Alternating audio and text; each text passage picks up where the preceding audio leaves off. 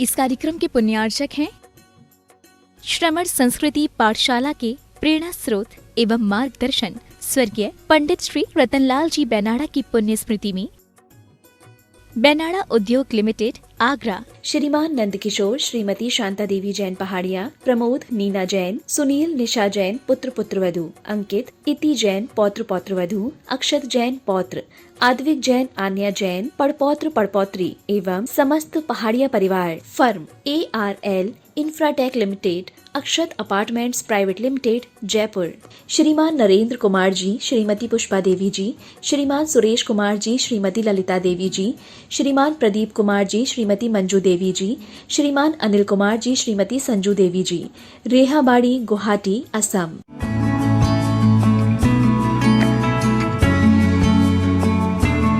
जय जिनेन्द्र णमियूणवड्डमाणं परमपाणं जिणं तिशुद्धेन वोच्छामिरयणसारं सायार्णयार्धं मीणम्। पंच परमेष्ठी भगवान की जय। द्वादशांग जिनवाणी माता की जय। आचार्य भगवंत श्री कुंद कुंद स्वामी महाराज की जय। आचार्य भगवंत श्री विद्यासागर जी महामुनिराज की जय। परम पूज्य गुरुदेव निर्यापक श्रमण मुनिपुंगो श्री सुधा सागर जी महाराज की जय। अढ़ाई द्वीपस्थ समस्त महामुनिराजों की जय। वर्णन चल रहा है रयणसार ग्रंथ में मुनि महाराजों का। साधु कैसे होते हैं, मुनि कैसे होते हैं, आचार्य कुंद कुंद महाराज हमें समझा रहे हैं। अगर कोई साधु वेश मात्र को धारण करके पाप कषायों से युक्त होते हैं, आरंभ परिग्रह में लगे हुए होते हैं, जो संघ गुरुकुल होता है उससे दूर होते हैं, उससे रहित होते हैं, गुरु आज्ञा से रहित होते हैं, वे सच्चे साधु की कोटि में नहीं आते। वही चर्चा यहाँ पर चल रही है। आइए उसी चर्चा को हम आगे बढ़ाते हैं, जिसमें आचार्य महाराज कह रहे हैं जो पाप और आरंभ में लगे हुए हैं वे सम्यक्त से रहित हुआ करते हैं। इसलिए उन दुर्गुणों से या उन गलत क्रियाओं से रहित होकर के हमें अपने सम्यक्त को और रत्नत्रय को सुशोभित करना चाहिए। आइए देखते हैं गाथा क्रमांक 104। जे पावारंभ रदा, जे पावारंभ रदा, कसाय जुत्ता परिगहा सत्ता, कसाय जुत्ता परिगहा सत्ता, लोय व्यवहार पौरा, लोय व्यवहार पौरा, ते साहु सम उम्मुक्का, ते साहु सम उम्मुक्का। बोलिए। जे पावारंभ रदा, कसाय जुत्ता परिगहा सत्ता, लोय व्यवहार पौरा, ते साहु सम उम्मुक्का। आइए शब्दार्थ देखते हैं। जे पावारंभ रदा, जे मतलब जो, पाव आरंभ रदा, पाप और आरंभ में रत हैं। रत माने लगे हुए हैं, संलग्न हैं। पाप क्रियाओं में हमेशा दत्त चित्त जिसे कहते हैं ना, जिन्होंने अपना चित्त दे दिया सुबह से लेकर के शाम तक, जो पाप और आरंभ में ही लगे हुए रहते हैं। कसाय जुत्ता, जो कषाय से युक्त हैं, जिनकी कषाय निम्न नहीं हुई, कमज़ोर नहीं हुई, और तीव्र कषाय जिनकी है, और कषाय जिनकी बढ़ती जा रही है, ऐसे कषाय से जो युक्त हैं। परिग्रहा सत्ता, परिग्रह आसत्ता, परिग्रह में जो आसक्त है, परिग्रह में जो लीन है, परिग्रह को ग्रहण करने में जिनकी अत्यधिक आसक्ति है, इच्छा है, ऐसे आगे कह रहे हैं लोय व्यवहार पौरा। लोय व्यवहार, लोक व्यवहार में जो कैसे हैं, पौरा माने निमग्न हैं, डूबे हुए हैं। लोक व्यवहार को करने में, लोक व्यवहार निभाने से तात्पर्य है आत्म कल्याण की चिंता नहीं है। लोग मेरे बारे में क्या कहेंगे, लोग क्या करेंगे, मेरी प्रसिद्धि कैसे हो, इन सब में जो निरंतर लगे हुए हैं, ते साहू वे साधु सम उन्मुक्ता, सम्यक्त से उन्मुक्त हैं, सम्यक्त से रहित हैं। साधु होकर के भी अगर कोई आरंभ में लगे हैं, पाप कार्यों में लगे हुए हैं, साधु होकर के भी परिग्रह कैसे इकट्ठा हो, इस सामने वाले से मैं कैसे धन संपत्ति अपने पास अर्जन कर लूं, अपने पास कैसे धनार्जन करूं, कैसे मैं अपने सारी की सारी इन सब चीज़ों में जिनका ध्यान जाता है, जो परिग्रह में आसक्त हैं, लोक व्यवहार में कुशल हैं, कैसे मैं इसको पटाऊं, कैसे मैं इसको अपने अधीन करूं, कैसे मैं ऐसा इसको बोलूं जिससे ये मेरे पर प्रसन्न होकर के और मेरी प्रशंसा भी करे, मेरे ऊपर कोई आर्टिकल लिखे, मेरे ऊपर कोई किताब निकाले, मुझे धन संपत्ति दे जाए। इस तरह की भावना अगर किन्हीं साधु की है तो आचार्य भगवान कह रहे हैं वे साधु सम्य उन्मुक्ता अर्थात सम्यक्त से रहित होते हैं। भैया जी, पाप और आरंभ में क्या अंतर है? हिंसा, झूठ, चोरी, कुशील और परिग्रह, ये 5 पाप कहे गए हैं। और इन 5 पापों के लिए जो क्रिया की जाती है, जो प्रवृत्ति की जाती है, उसे हम कहते हैं आरंभ। शास्त्रों में जैसे पंच सूनारंभ आदि शब्द का प्रयोग किया है। 5 प्रकार के गृहस्थी में हम जो आरंभ की क्रियाएं करते हैं, आरंभ का मतलब पाप की क्रियाएं, जैसे भोजन बनाने के लिए चक्की चलाना, घर आदि की सफाई के लिए झाड़ू लगाना, ये सब आरंभ की क्रियाएं कही जाती है, ये सब आरंभ के अंतर्गत आती है। तो कहने का तात्पर्य है कोई अगर मुनि होकर के और 5 पापों में लिप्त हैं, हिंसा कर रहे हैं, झूठ बोल रहे हैं, चोरी करने का जिनके अंदर भाव है, गलत भाव अपने मन में भी रखे हुए हैं और तन के माध्यम से भी अगर कोई कुशील करते हैं, तो निश्चित रूप से वे सम्यक्त से पतित हैं, वे मुनिराज की कोटि में नहीं आएंगे। अगर कोई मुनि अवस्था को धारण करके भी अगर पाप की क्रिया अर्थात आरंभ में लगे हुए हैं, जो कार्य उन्हें स्वयं नहीं करना, जो गृहस्थों की योग्य करने योग्य कार्य है, वो भी अगर स्वयं करते हैं तो निश्चित रूप से वो सम्यक्त से रहित कहे जाते हैं। इस प्रकार जो इस तरह का आचरण करते हैं, आचार्य महाराज कह रहे हैं वे सम्यक्त से रहित हैं।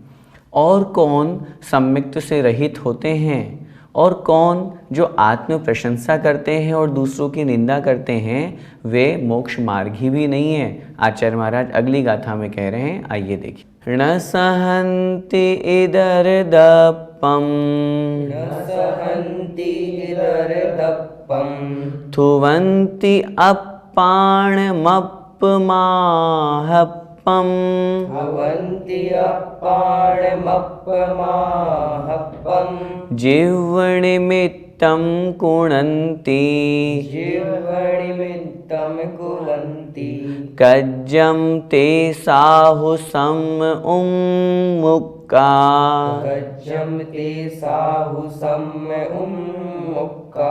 बोलिए। न सहन्ति इदर दप्पम, थुवन्ति अप्पाणमप्पमाहप्पम, जिह्वनिमित्तं कुणन्ति, कज्जं ते साहुसं उन्मुक्ता। शब्दार्थ देखते हैं।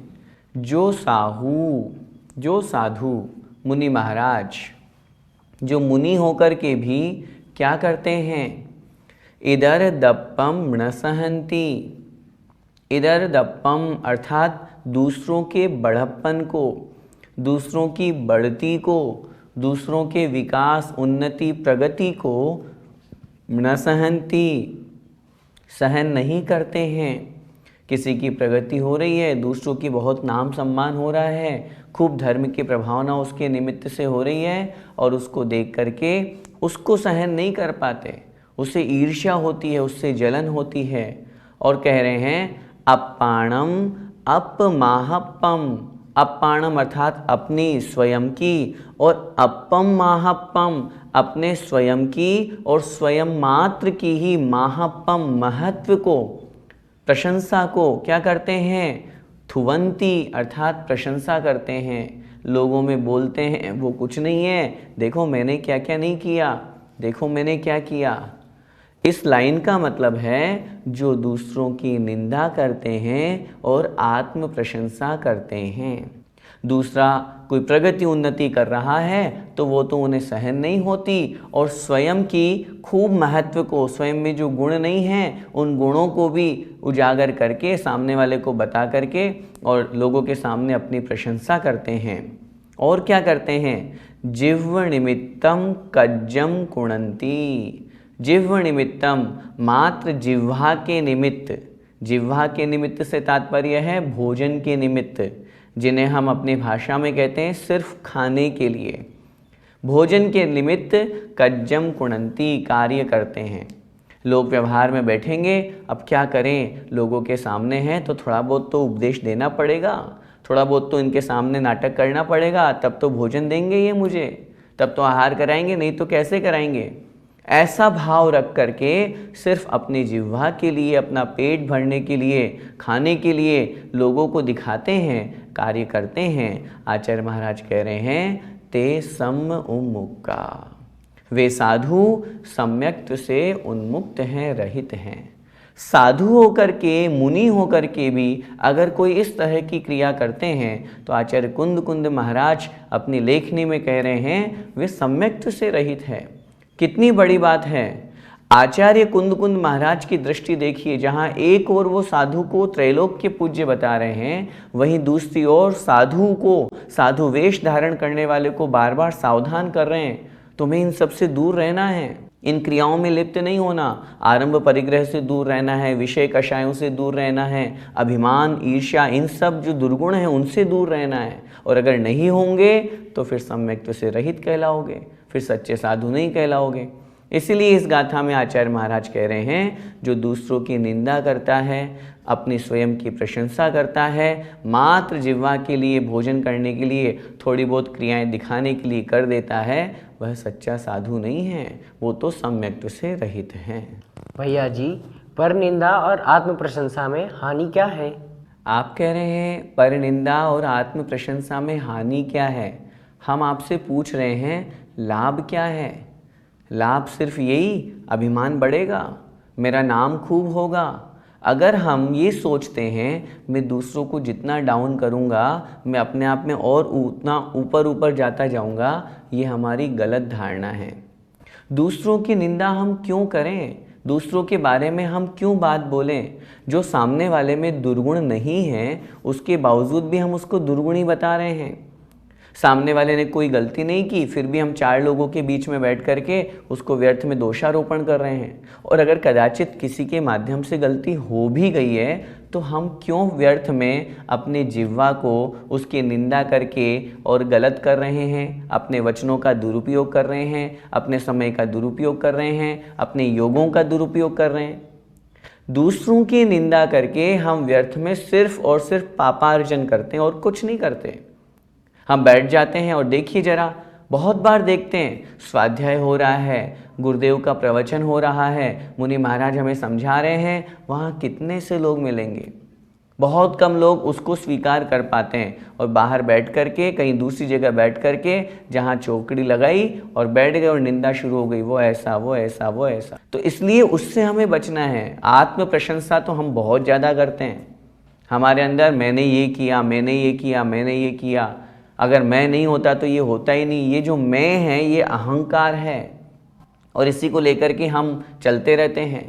आचार्य भगवान उमा स्वामी महाराज ने तत्वार सूत्र जी में लिखा है, परात्म निंदा प्रशंसे सदसद गुणोच्छादनोद भावने च नीचेर गोत्रस्य।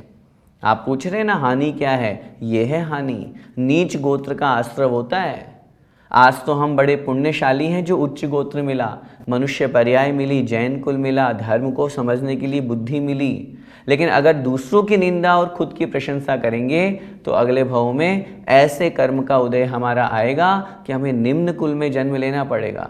नीच गोत्र का उदय होगा जहाँ धर्म को समझने और समझाने वाला कोई नहीं मिलेगा। मेरी भावना में लाइन तो हम बहुत पढ़ते हैं, देख दूसरों की बढ़ती को कभी न ईर्ष्या भाव धरे। लेकिन क्या कभी हमने उन लाइंस को अपने जीवन में अपनाने की कोशिश की?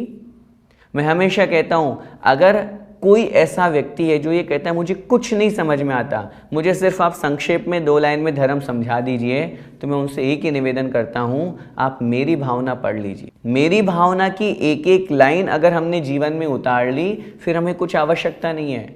वो जीवन का मूल्यांकन है। एक एक लाइन हमारी वो मेरी भावना है। और मैं तो कहता हूँ मेरी भावना है, बोलते तो हम भगवान से है मेरी भावना, लेकिन मेरी हो नहीं पाती। पड़ोसी के लिए, दूसरों के लिए तो हम खूब लाइन्स लगा देते हैं, अपने लिए भी हम उसको सोचें। तो इसलिए कहने का तात्पर्य यही है, उन लाइन्स को अपने जीवन में अपनाएं और दूसरों की निंदा और आत्म प्रशंसा से बचें, ताकि हमारे नीच गोत्र का आश्रय ना हो। तो आज की कक्षा में हमने क्या पढ़ा? जो पाप और आरंभ में लगे हुए हैं, परिग्रह से युक्त होते हैं, वे साधु सच्चे साधु नहीं हैं। आचार्य महाराज तो कह रहे हैं वे तो सम्यक्त से भी रहित हैं। और अभी इस गाथा में अपन ने पढ़ा आत्मनिंदा, मतलब आत्म प्रशंसा और पर निंदा, ये साधु का गुण नहीं है। उल्टा करो, आत्मनिंदा करो और पर प्रशंसा करो। और एक बात और अच्छी तरह से समझना, यहाँ ये नहीं समझना वर्णन साधु का चल रहा है तो हम क्यों पढ़ रहे हैं। हमें इसलिए पढ़ना है ताकि हमारे अंदर भी ये दुर्गुण ना आए। जरूरी थोड़ी ना है कि साधु होने पर ही इनसे दूर होंगे। गृहस्थ में रहते हुए भी हम अपनी प्रशंसा से बचें, दूसरों की निंदा से बचें, अपने समय का सदुपयोग करें। बल्कि ऐसा करें ताकि हमारी अपने स्वयं की हम निंदा करें, क्योंकि हम अपनी निंदा करेंगे तो हम दोषों को अपना उजागर करेंगे तो हमारे दोष और कम कम होते जाएंगे। दूसरों की प्रशंसा करें, दूसरों की स्तुति करें। उसने अगर छोटा सा भी कार्य किया है तो उसको महान बताएं, ताकि उसकी प्रगति हो, वो मोटिवेट हो और आगे बढ़े। हम सब पर निंदा आत्म प्रशंसा से बचें, आत्मनिंदा और पर प्रशंसा करें। इसे मंगलमय भावना के साथ बोले द्वादशांग जिनवाणी माता की जय। जय जिनेन्द्र।